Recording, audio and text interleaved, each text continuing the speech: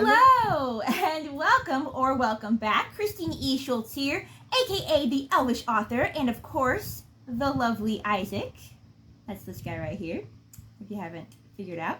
And today, we're here for another chapter reaction, where we read a chapter or two from a book to help you discover something new that you might want to read, and often to help us discover something new that we want to read as well. So this week, and in the next few weeks moving forward, we're going to be doing something a little bit different. Normally, I try to give you guys several chapter reactions a week.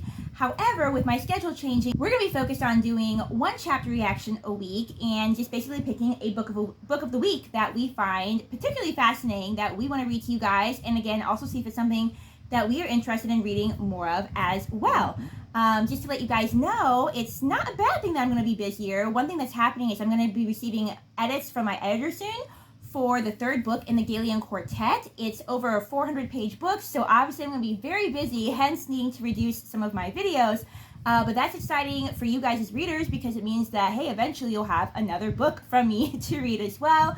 Also, just received news from my publisher that the second book in the Gallian Quartet has finally finished with those editors and has moved on to the designer, which means that hopefully soon it should be complete and then published here within the next month or two. The process has taken longer than usual because of COVID. Things have just been pushed back. You know, printers are overwhelmed, and just there's been all these factors that have just made some books later to come out than they normally would. But it should be out, you know, it's still coming out before the end of the year, and that's great news. So I'll have a lot going on all of my different author burners that are causing me to have to reduce my videos, but we will still be doing a book haul every week. We'll be doing a chapter reaction every week. I have a couple other special videos planned that I want to do, and then also I'm going to be trying to do some other things on my channel that I'm not going to tell you about yet because I'm still putting them together and seeing if we can even get them to work. You know what I mean? Yeah, he knows what I mean. So, more to come certainly on the channel, but if there's a few less videos than usual, that's because I'm just busy writing books. And since I also have a full-time job, I gotta balance everything the best I can to still make good content for you guys and also make good books for everybody. Do you have something that you need to say? I do. What is it? We're still gonna do Demon Queen though, too, right? That's right. We're still gonna be doing Demon Queen every week I think there was something else. Thank you for that. Yeah, so a chapter reaction from a new book every week, book haul, and of course continuing Demon Queen until we finish reading through all of that as well. On that note, let's get started with today's selection, which I believe is going to be, we talked about a couple books that we're really interested in, but I think we're going to try out The Red Labyrinth.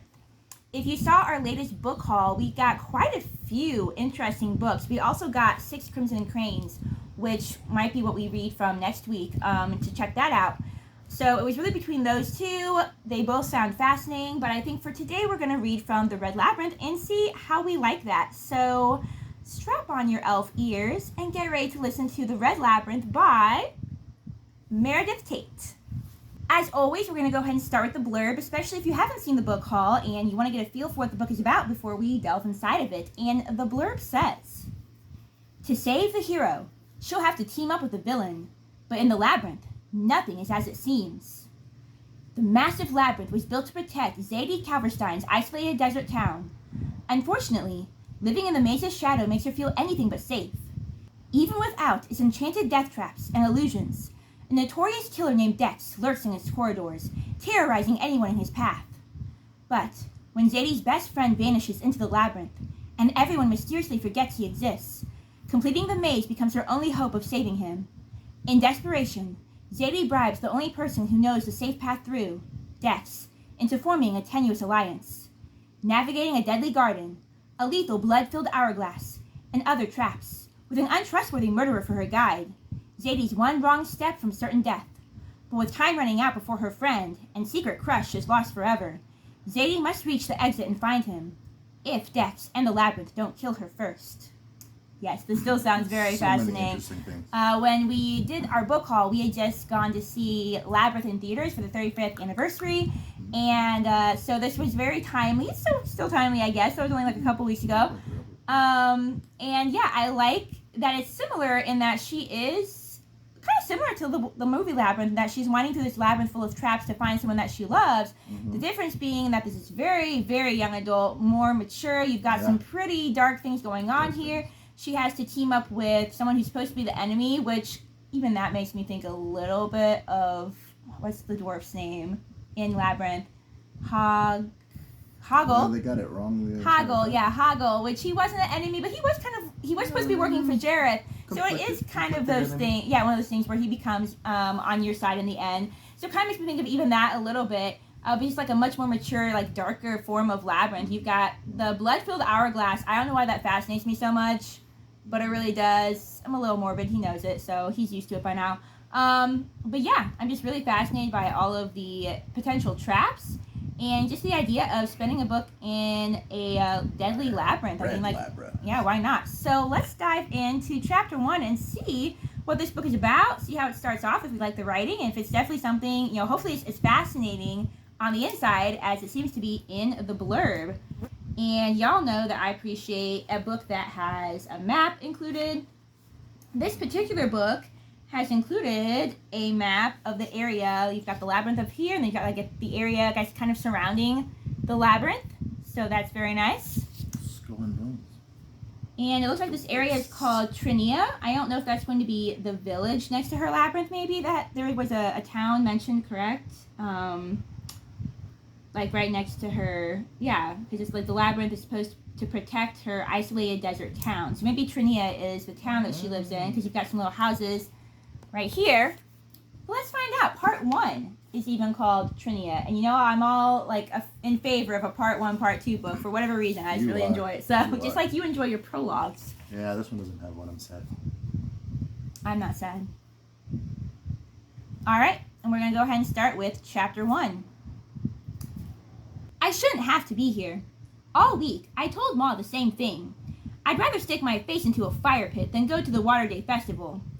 Yet here I am, weaving through the throng of people, my right hand lashed onto the strap of Ma's shoulder bag to avoid losing her in the crowd. The sweet scent of sugar dough mixes with the savory aroma of warm spices in the air, but my stomach is too busy churning to eat. This is a mess, I mutter, shouldering past a guy pushing a honey straw cart. A little girl holding an armful of overflowing water jug skips past, and a few droplets slosh into my sleeve. I wipe it off, but I quickly slam my hand back to my pant leg so the passerby can't glimpse the brands on my palm. It's tradition, Ma replies, giving me a half smile. She takes a bite from a sweet roll and offers it to me, but I shake my head. You can't miss the celebration. She says it lightheartedly, but the undertone is there. I can't miss the Water Day celebration because it's mandatory for every Trinian to attend. No one's allowed to leave the festival until the leader gives his address. I have to scan my thumbprint again before I leave, so no one can say that I skipped. They can't say I skipped out early. I'm sure the city guards would love nothing more than an excuse to throw me in the stocks for a week. Besides, Ma adds, we can't not get some of James's cactilizer, especially at the festival discount price, and we can't miss the leader's address. Cactilizer, is that like... Not like an inhaler? It instantly makes me think of fertilizer, which would be gross. I really think it's probably like some kind of special elixir. Or something. Maybe some kind of elixir made from cactus. They are in the desert, according to the blurb. So Yeah. I'd love to miss all of it. I hate the leader's address. They always bribe some poor little blank kid from the wasteland or the bunks onto the stage in this humiliating water jug hat. The kid becomes the star of an awkward presentation about Trinia's history and the drought in exchange for a little cash. I always feel so bad for whoever they get. Probably because for years, it could have easily been me. Someone knocks into my side, way too rough to be an accident. I grimace, keeping my head down. The woman glares at me, daring me to confront her. Of course, I can't. Not unless I want a fist in my eye. Just until the address, I said. Then, I'm going home. Ma sighs. Whatever you say, Zadie. I follow her down the closest aisle, lined with stands. My pulse hasn't stopped ticking like a bomb since the second I got downtown. It's like I've been holding my breath for the past 20 minutes, waiting to go home and let it all out. I also just realized that this book is also in present tense. Like, I forget what the other book is, but we read another book like that recently. You don't see a lot of books that are in present tense, but I like them if they're well done because they make you feel like you're really in the moment. And I think that once we're stuck in the labyrinth, that feeling like you're really in the moment will be the perfect tone. Yeah. The Steam Hand. The Steam Handbook, it was. What was that called? Beast Heart. Beast Heart. We also read that, and that by Kyle Richardson, I believe it was. And that also was written in present tense. The normally vacant center square is jam-packed with wooden stalls selling spiced breads, fried dough balls, and stinky cheeses spiderweb with blue mold. Nobody wants that. Other booths carry various elixirs and remedies, their stalls covered with glass vials filled with colorful liquids. Little kids swarm around game booths, using their telekinesis and levitation skills to knock over all the pins and win prizes. Excitement brims in their eyes, but the only emotion I can muster is indifference. My half-sister, Chantry, patrols the next aisle with a fellow guard. Their silver uniforms parade their authority to everyone in Trinia. They just started their cycles of mandatory guard duty all skilled must complete. That's something I'll never get to do. Not that people with 0 skills would be very useful guarding anything. Chantry whispers something to the other guard with her friend Nina, who's a total jerk. I duck lower, trying to stay out of their view. They're not talking about you, Ma whispers in my ear. Usually, her super hearing skill is obnoxious, but sometimes it helps. Chantry asked her friend about some attractive guy they met at the tap room. Don't worry. In case you guys are wondering, the word still is capitalized, so that kind of makes me think a little bit of something like Divergent, which you haven't read or watched. I'm at least make them watch the movies, where maybe these people are born with certain skills. Maybe it's a scientific thing, who knows, but people who are born with certain skills get to have certain jobs and roles, and it sounds like her half-sister's job is to be a mandatory guard. That's cool. Yeah. Thanks. I'm sure she's lying. Chantry isn't interested in guys, attractive or not.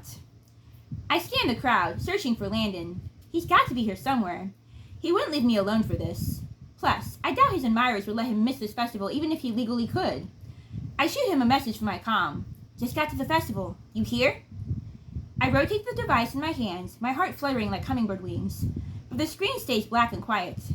Ma shoots me a knowing smile. Is Landon here? I don't know. A yellow banner stretches across the aisle above our heads, proclaiming, Happy Water Day, celebrating 178 years, praise the leader. I follow Ma, snaking between people, all the way to the front of the square by the giant wooden stage. The stage is used for everything from ceremonies to supply drops to executions. Today, it's decorated for the festival, covered in pink and yellow desert blossoms. Commissioned paintings on the easels display pictures of noteworthy people and scenes of the old world before the drought. The largest portrait of the great leader himself hangs in the middle, old and wise and gazing down on us. I roll my eyes. If you ask me, he's not worth celebrating. Too bad no one ever asked me anything. I do a double take of the smallest portrait on the end. Someone painted a picture of Landon, my best friend, with a sultry look on his face. I guess I shouldn't be surprised to see his face beaming down at me from the portraits of famous people, but still. He's got his arms crossed and a dangerous glint in his eyes. The words, All Hail Limitless Landon, Trinia's hero, are painted in swirly blue letters over his blonde head. Those familiar butterflies turn to life in my stomach, and I look away. So 2 things. Number 1, I find it interesting how we have this combination of main character who seems to have no skills, and Landon, her best friend, and the boy she has a crush on, being Landon the Limitless, who apparently has all the skills. And yet, well, that would be my guess anyway, and yet he's going to be the one stuck in the labyrinth, and she's going to be the one to have to go in and save him. So I find that interesting. Also, I didn't really realize from reading the back of this was going to be like a dystopian, but it's giving me very dystopian vibes. Dystopian. You've got this own culture with this own government that is obviously going to be corrupt in some way, I think, because of sending people into this labyrinth. Maybe kind of like Maze Runner, but like its own thing, obviously. But I just got like a Maze Runner thought as well. So I like how when you were reading about when she was talking about the stage, how she just casually mentions executions.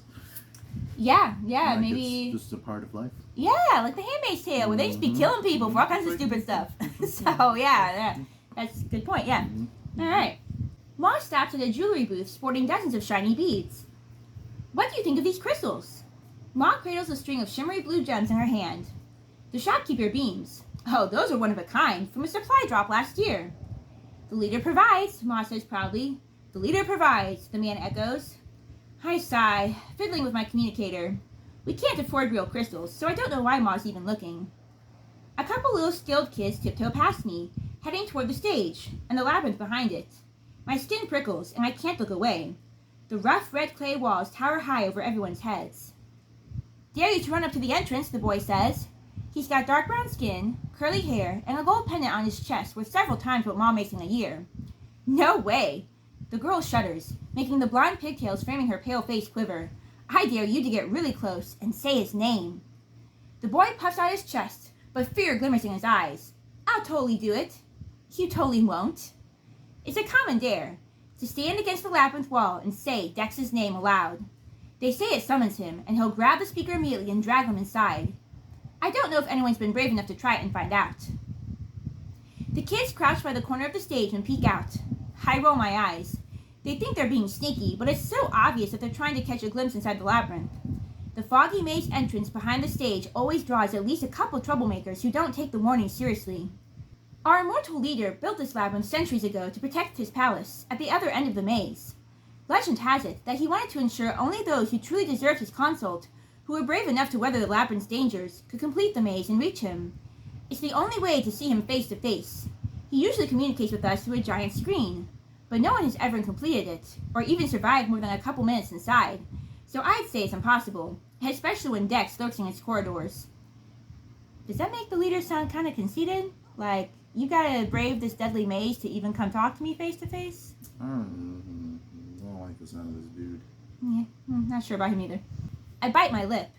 Drawing attention to myself is not at the top of my list today, but I'm not about to let these kids wander inside and fall under permanent hypnosis.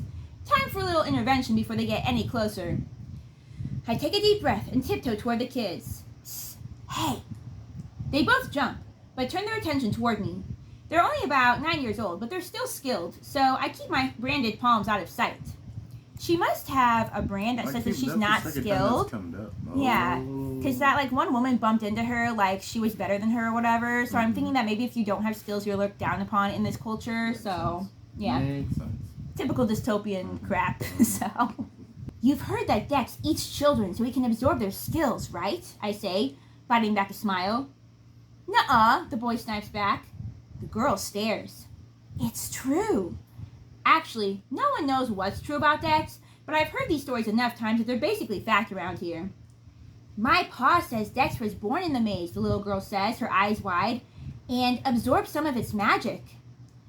I shoot a glance at the too-close labyrinth, barely 20 feet away, trying to keep my heart from hammering. That's one theory. That's not true. The boy whirls on her. He was a Trinian kid, abandoned at the labyrinth entrance. The girl puts her hands on her hips. You don't know that. Actually, I cut in, before their raised voices attract any unwanted attention. No one knows for sure. Anyone who gets close enough to learn the truth loses their mind before they can share. They usually end up in the asylum if they aren't killed in the maze first. You shouldn't stand so close to the entrance, though. Otherwise, he might jump out and grab you. They gasp. Delilah! A woman with her lips pressed tightly together marches toward them. Delilah Ann, I swear to the leader, if you're within 10 feet of that maze. The kids both stiffen at once. Go, go, go, Delilah whispers, pushing the boy back toward the crowd and away from the labyrinth. I slink back into the shadows before the angry woman can see me. A slight smile twitches across my face. It's nice talking to people who don't immediately hurl insults at me, even if they are little kids. And really, they're lucky I was here. I'm not sure whose bright idea it was to not station guards outside the labyrinth entrance for the festival. If Dex was going to creep out of the maze and steal his next victim, this would be an opportune time, with everyone drinking too much grog and wandering around the square. I'm sure that grog is some kind of alcohol, but it sounds gross. Like, why would you name your drink grog? Because it makes you groggy. Well, I guess, but like, there's better, I don't know, there's just more attractive names than that, so. I shiver thinking about it. With a quick glance left to right, I hustle back to where Ma stands, still examining the expensive crystals. Can we keep walking? Ma puts the string of shiny beads back on their tray. Where do you want to go? She wraps a brown cloth around her head, protecting her neck and face from the desert sun burning in a sea of blue above us. Almost everyone around us wears either a scarf or a floppy hat, as the leader picked the hottest hours of the day for this. My insides are practically boiling in my brown leather jacket, but it's better than frying my skin in the sun. Dry heat smothers my face like a blanket. Do you want to check out Court Gentry's stand? She continues, even though I'm only half listening. Maybe he'll cut a bargain on that cured meat you love so much. My fingers jitter against my thighs. Maybe, yeah, sure. I click my communicator. The time flashes across the screen. The leader's address should begin soon. Then I can go home. I wish I could get excited about Water Day like everyone else. But I'm not like everyone else, as they're always so quick to remind me.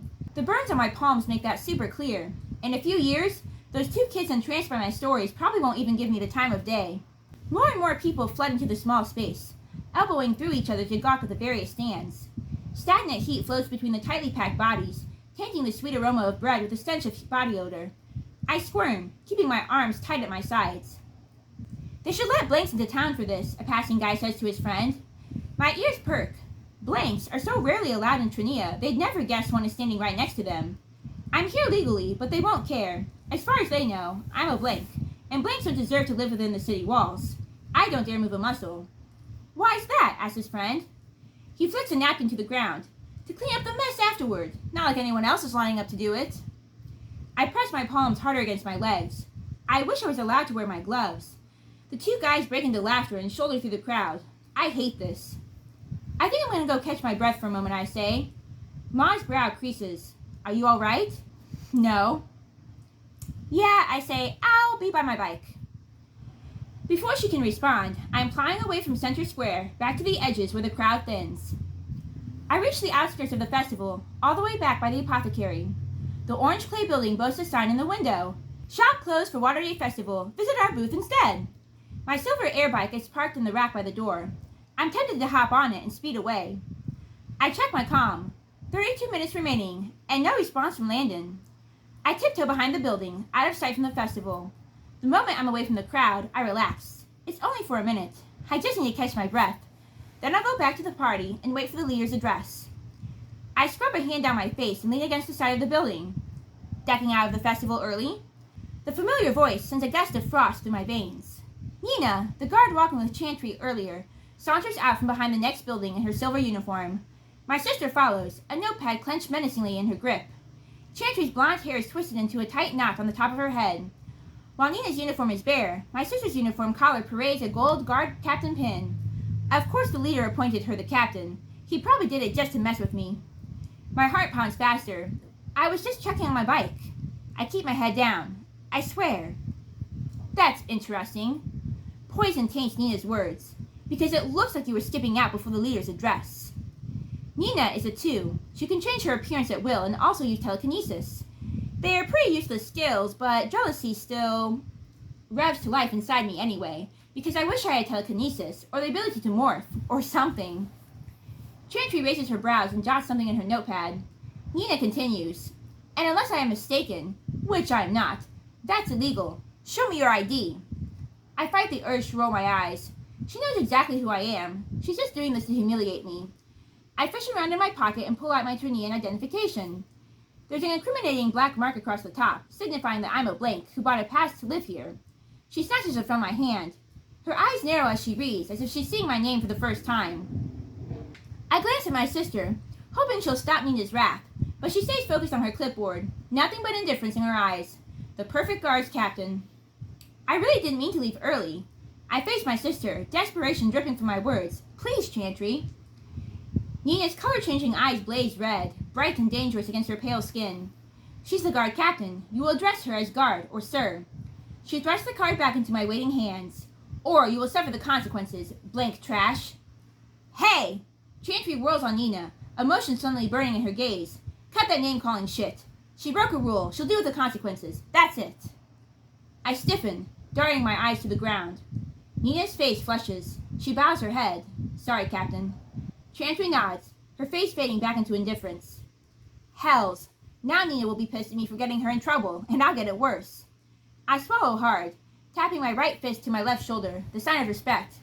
I'll apologize for my lack of decorum, sir. I just want them to leave. Let me go back to the festival. I swear I'll stay and watch the address.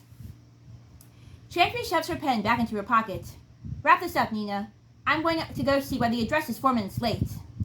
There's no sparkle of affection in her eyes when they coast over me. I've grown used to my sister's coldness over the past 3 years, but it still stings. Nina salutes as my sister strides back into the crowd without giving me a second glance. May I return to the festival as well, sir? I ask. Nina paces around me in a circle as if she didn't even hear me, so I take it as a no. Living in Trinia is a privilege for you, blank. Zadie. You've been given the chance most blanks dream of. I take it out of the waste, and you'll have the gall to be ungrateful and dodge our sacred festival? I wasn't dodging. Her eyes flashed to mine. Did I give you permission to speak? My ears burn. I never thought I'd say it, but I wish Chantry would come back. At least my sister won't deride me for my lack of skills. No. I could lock you in the stocks for this, Nina says, or sentence you to lashes in the square at dusk. My heart races. I don't dare avert my eyes from the red sand beneath my feet. I shouldn't have come over here. I should have stayed with Ma. The air crackles around us. If everyone would gather around the stage, Chantry's booming voice calls into a microphone, we'll have the leaders address shortly. Applause and cheers follow. But I have a better idea. Nina's face lights up. You'll be the leader's Water Day representative. My eyes grow wide. The water jug hat kid? That's the most humiliating, degrading role in the entire festival. And no, please, ask Chantry. Would you prefer I revoke your Trinian ID altogether? I could have you back in the waste by nightfall. No, sir. I cringe. The words ache as they come out. I'll be the Water Day representative. Of course you will. She smirks. Let's go. Before I can protest, Nina lashes onto my wrist and yanks me back through the crowd. Blank coming through, she shouts. Laughter echoes around me.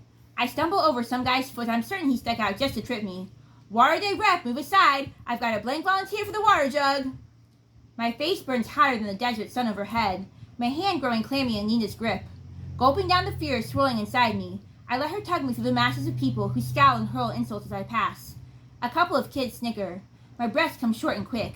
I wish I had a skill that made me shrink into the ground and vanish. Ma stands by a spice stand. She tenses for a moment, panic flitting across her face when she sees me. I know my Ma. She'll freak out. I give her the slightest shake of my head. She can't cause a scene. They'll only take it out on me. Oh, Zadie. She catches my eyes as we pass, her fear contorting into sympathy. I'm so sorry, she mouths, before disappearing from view among the hordes of people. Blank coming through! Make way for the blank! Blank trash, mutters a man as we pass. He spits a wad of saliva at me, striking my boot. Nina practically rips my arm out of my socket, yanking me through. My skin crawls when we reach the stage at the front of the crowd. Mist hangs in the dark labyrinth entrance, now a mere 10 feet away. My heart rate quickens. I don't know what I'm more afraid of, the labyrinth's proximity, or being paraded in front of everyone like this. With a final shove, Nina pushes me toward the wooden stairs. Get up there, she snaps in my ear. Chantry stands stoically by the stage, at attention. Part of me wishes she'd stand up for me, tell Nina to back off, but of course she doesn't. She doesn't even look at me. A nearby woman in an official-looking uniform cocks her head. We already have a blank to do the on-stage presentation. She indicates the dirty little girl beside her wearing the navy blue uniform I recognize all too well. She must be an indenture of the warden. Her long brown hair hangs down her back in a single braid. My stomach twists. It's been 3 years, but it feels like yesterday I wore that same uniform. The child fidgets, and I'm all too aware of how old and awkward I look next to her. They probably bribed her into doing this with a handful of silvers. Whatever they're paying her, it's not nearly enough. Well, now you've got 2, Nina says. Don't worry, Zadie is more than capable. I fight back a groan. Of course I'm more than capable. It's a job meant for a 6-year-old. I just have to stand there holding the jug and wearing the hat while everyone laughs at me. That's literally it. The woman shoves a giant glass carton into my hand and slaps a water jug hat into my head. It's way too small for me. Go on. Nina shoves me in the back.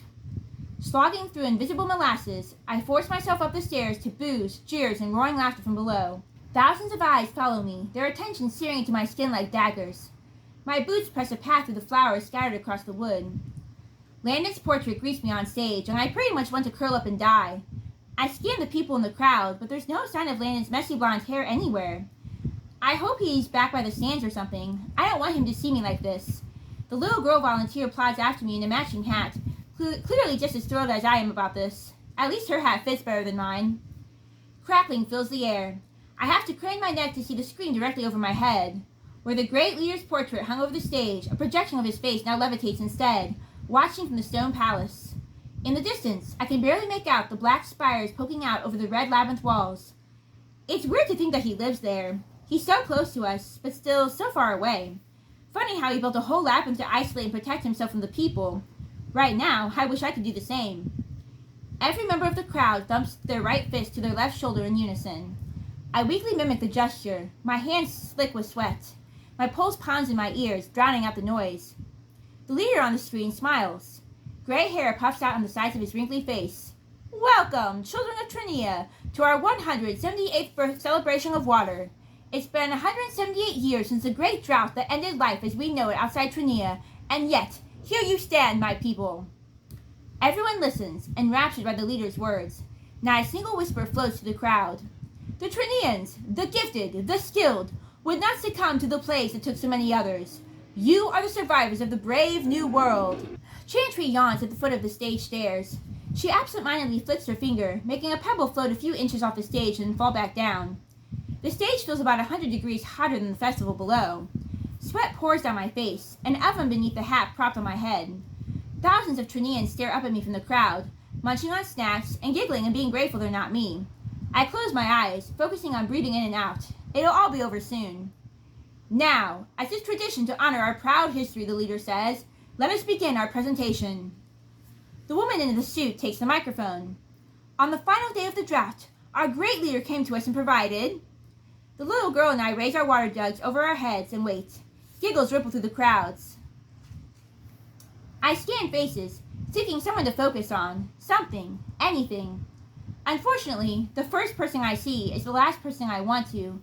The warden leans against the stall in the front of the nearest aisle, chewing tobacco. Her lip curls up when she catches me staring. The moment her eyes lock with mine, my insides become jelly. The festival noises fade to silence in my ears. Just like that, I'm back in the bunks, cowering as she looms over me. My fingernails dig into my palms around the jug handles, leaving angry red crescents in my already scarred skin.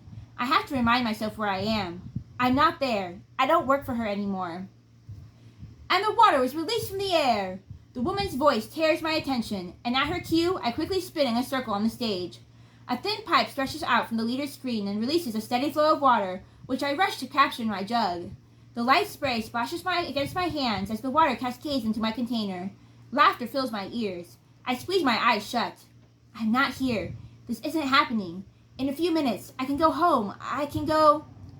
A sharp scream pierces the air. The blank girl beside me drops her jug. It shatters against the stage, splattering water across the wood and soaking her dress. Shouts erupt from the crowd below me. Following her fearful stare, I spin toward the maze. That's when I see it. Black smoke billows inside the labyrinth entrance. Gasps and shouts fill the center square. It's him, the little girl whispers. It's Dex. No, it can't be. Not while I'm standing so close. I scramble as far away as I can toward the edge of the stage, shoving the little girl behind me. The smoke floats out of the labyrinth, rolling thick and dark toward the crowd. Everyone screams, giving it a wide berth. People climb over each other to get away, but end up bottlenecking at the exits of Center Square. Goosebumps prickle across my skin. Landon's fought him before, but I never thought I would see Dex with my own two eyes. The smoke swirls, blowing into a black tornado that materializes into a young man. Dex, the devil of Trinea himself, stands beside the stage, wisps of black smoke still swirling at his feet. His long black jacket hides his body in shadows. My blood turns to ice. Everyone trips over each other, knocking over stands and scattering rice and trinkets across the red sand. I need to run, need to hide, something, but I can't move. Fear snakes itself through the soles of my boots, rooting me to the stage. It's him. It's really him. I throw my hands up in defense. To my horror, the devil of Trinea looks right at me, his dark gaze coasting over my branded palms. Our eyes lock, filling me with dread. Then he lunges toward me. And that is the end of chapter 1 of The Red Labyrinth. Thoughts, comments, questions? This might be one of my favorite ones we've read. This might be, yeah. I'm very into this story. I'm very into it. The whole atmosphere. Yeah. Yeah. Yeah. Interesting that we have this little cliffhanger where Dex lunges at her, even though we know that it's going to end up being Landon who gets captured in the labyrinth, because then she has to go rescue him. Well, Landon hasn't shown up. I think he's already in the maze. That's my thought too. Perhaps he's already been captured. I found it interesting that apparently, so our main character, what is her name? Have we actually heard her name? I know that we have. Zadie. People have said her name, but since it's in first person, I keep forgetting her name. Seems like Zadie, before, purchasing basically her residency card to live in the good part of town, that she came from this place that sounds very unpleasant, because it says that this waste, because she spotted the warden that I guess kind of used to be over her in the waste. Which kind of also just makes me think of The Handmaid's Tale a little bit, like where you have the place, what is it called, that the unwomen go to, where they're just basically like a concentration camp. Colony. Oh yeah, the colonies are like a work camp. So I wonder if it was like somewhere like that. It talks about having a lot of scars on her hands, like maybe there was beatings or like just horrible things that took place there. Yeah. So that's interesting to me as well. Maybe we'll learn more about her past and that history. But yeah, it's just a really fascinating book. Let us know yourself down in the comments what you thought of this reading, what you think of this book so far. If you happen to read this book, let us know how you enjoyed it. But please, if you're going to give spoilers, give a warning first so that we and others like ourselves who have not read it do not see the spoilers. But yeah, very fascinating book so far. I'm really glad that we chose this for the book of the week. On that note, if you have any suggestions for books, you can please also leave them down in the comments. Like I said, I won't be doing a lot of readings right now because of having a lot of writing and editing to do. But at the very least, we could include them in a book haul and at least read the blurbs and introduce people to them as well. Absolutely. But yeah, on that note, happy reading, happy watching, may you be inspired, and we'll see you in our next video. Bye.